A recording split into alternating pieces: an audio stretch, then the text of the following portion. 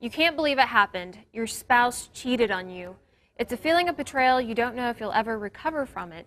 Well, Brad Robinson is marriage counselor at Family and Life Solutions, and he is here to talk about healing after an affair. Yeah. Okay, so this is a loaded subject, right? Yeah, So where should we yeah. even start? So what should couples do after an affair is made known, I guess should be the Yeah, question. after a spouse finds out their partner's cheated on them, the best thing to do, and this goes against what popular culture says or what most people believe you should do. Most people think sweep it under the rug, don't talk about it, it's over. But the person that's been cheated on, betrayed, many times they develop post-traumatic stress disorder. And so, you know, again, kind of another myth is that that's just for Iraq veterans, war veterans, but anybody that's gone through a serious trauma develops that, and the only thing that's going to bring healing for them is having the story of the affair, the details, the truth about what happened. And so you really got to be able to talk about that.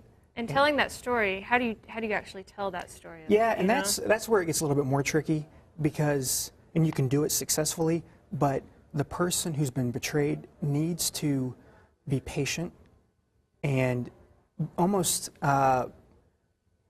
empathetic because there is causes that cause them to cheat, but they need to really be gentle in doing it, almost like you're a reporter and you sit back in silence and you let the other person feel that silence, and they're going to tell you more that way. And so you really don't want to start accusing that person. And then the person telling what happened needs to talk about what led up to it so that way it doesn't happen again, or you can look at the warning signs again. And they also need to be patient because the person that's betrayed, it's going to take, at the earliest, if everybody does it, you know, does it textbook perfectly, it's going to take about 3 months. But normally it takes about a year or 2 years for healing. And so both people need to be patient because the wife or the husband, whoever was betrayed, is going to ask a lot of the same questions. And I was going to ask you, as a marriage counselor, Yeah. what kind of progress do people really make from seeing you after an affair? You know? Yeah, that's a good question. And that goes back to another misunderstanding about marriage counseling and adultery. And this is really good for people that have been caught in adultery and want to save their marriage, is they make the most gains out of anybody in marriage counseling over a 6-month period. And so there's a lot of hope there. And that's not even what causes most of the divorce. It's what causes most divorce is really people just growing apart, not being able to handle conflict. Get along. And they quit talking, and so then they divorce.